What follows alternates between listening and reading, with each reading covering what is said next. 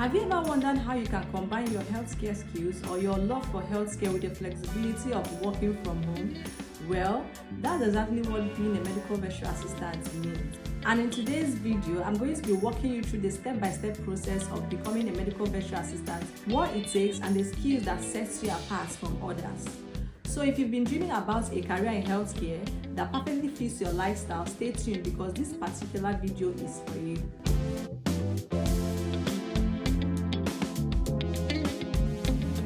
Hi everyone, it's Judith here, a registered nurse and a medical virtual assistant. If you are new to this channel, welcome. And on this channel, I share practical tips to help you become the best MedVA you can be out there.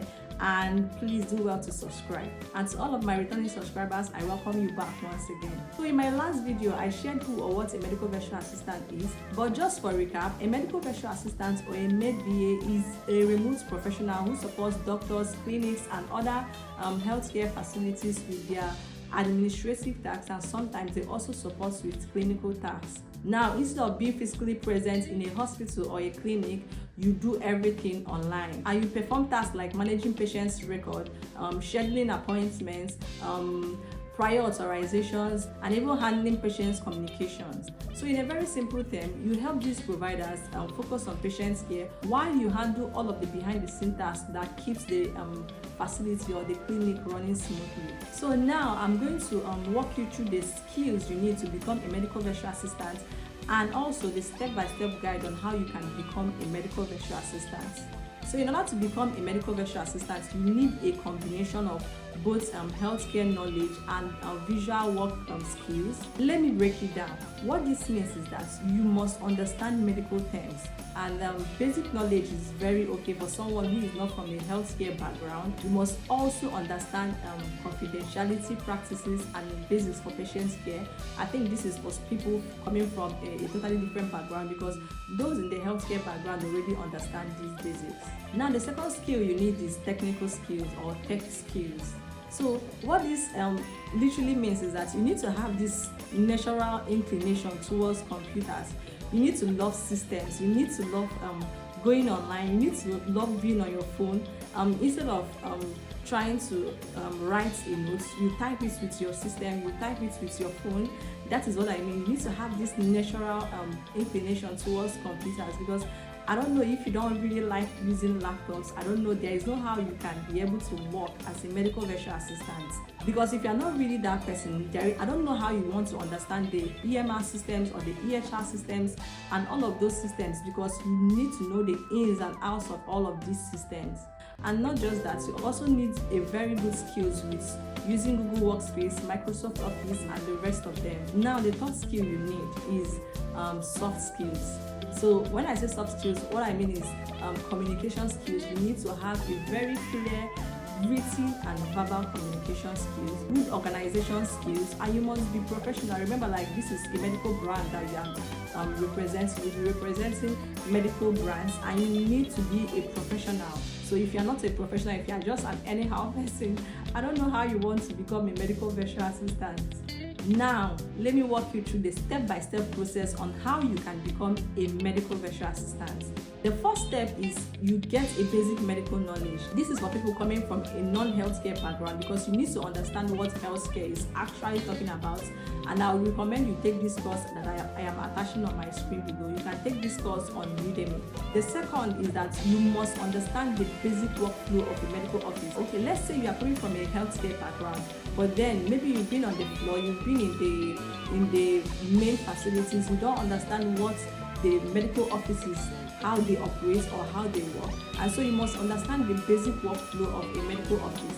And after this, you must take a course specific to becoming a medical virtual assistant. And I will link a free course that you can take for this in my description box below. Now, this is it for the first step. Now let's go to the second step. So now that you've understood what the medical office is talking about, the next step would be learning the tools. So you do this by familiarizing yourself with the EHR and the EMR system, the telehealth platforms, the prescription platforms, the Google Workspace, the Microsoft Office, the Zoom, and all of those systems. You need to familiarize yourself with it, because you would always need it as a medical virtual assistant.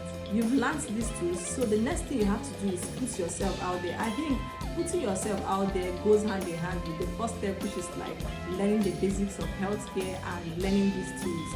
So what that means is that whenever you learn any of these tools, you can always take a screenshot and share your journey on LinkedIn. You can always write a post, celebrate your wins, celebrate the courses you've completed, and just like that, create content on what you are learning. That is how you build your portfolio. So this step cannot even be overemphasized. It also helps you to be very confident. So what I would suggest is that when you start taking any of these courses, put yourself out there and say, oh, I started learning this about medical terminology. Share what you learn, each module you complete, share it on LinkedIn and say, oh, I just completed this module. And that is how you start building confidence step by step. And let me tell you, you may not even be perfect, because 3 months from now, you can look back at the first course you did and you will just laugh at yourself and how imperfect it is. But then the more you go, the more clarity you gain on this journey. So I just recommend you put yourself out there now. Put yourself out there today, because now the next step I would recommend is you building your portfolio. I think also building your portfolio and the first step, your learning journey and learning these tools, they go hand in hand. Let me tell you something. The portfolio you create in the first 3 months of you starting this medical virtual assistant, by the time you advance in this area, you are going to look at that portfolio and you will just laugh at yourself. That is what they call growth. You have to just start. As much as your portfolio is imperfect, what matters the most is that you already have a clue of what an EMR system is all about. Don't worry, my upcoming videos, I'm going to show you exactly how you can create your portfolio as a medical virtual assistant. Now, the next step would be applying for jobs. As much as you would think that your portfolios are very imperfect, what matters the most is that you already have knowledge about all of these things. So whenever you get a job, just know that your clinic will give you training that is specific to their clinic. You are going to also be trained on the EMR system that is specific to that clinic. So what matters the most is that you have the knowledge of these things. You see how they work, you know how they work. And in my upcoming videos, I'm going to be demonstrating some EMR systems for you so that you can see how they work. They are not rocket science, it's something you can master. So you start applying for jobs on Upwork, on Glassdoor. So if you are lucky enough, if you've been consistent, not just lucky, here is being consistent. If you are consistent enough, you are going to be getting DMs. You will get DMs for people that wants to work with you because you've been consistent with your growth journey. Because right from the first day you took a course on medical terminology, you documented it, and so people watch you. That is what they do. Even if you don't get a like or a comment, just know that somebody out there is watching you, and so don't stop. I know you might want to ask, what are the challenges and the rewards of being a medical virtual assistant? And I will say the challenges are limited. Most times you have to prove that you are very serious, you are not disturbed by internet connections, you don't have issues with power supply and the rest of them. And also people coming from a totally different background, it can be challenging to you because you don't know what the healthcare talks about at the beginning, but then that is just a while and you get over it. But then the rewards are huge. You have flexible work hours. You have the ability to work from anywhere in the world. You have this chance of making a real impact in the hospital or in the healthcare facility, even without being present. And then you get this chance of being paid well. And if you would ask me, these are very beautiful rewards. Now, if you are serious about becoming a medical virtual assistant, start learning these basics I mentioned today.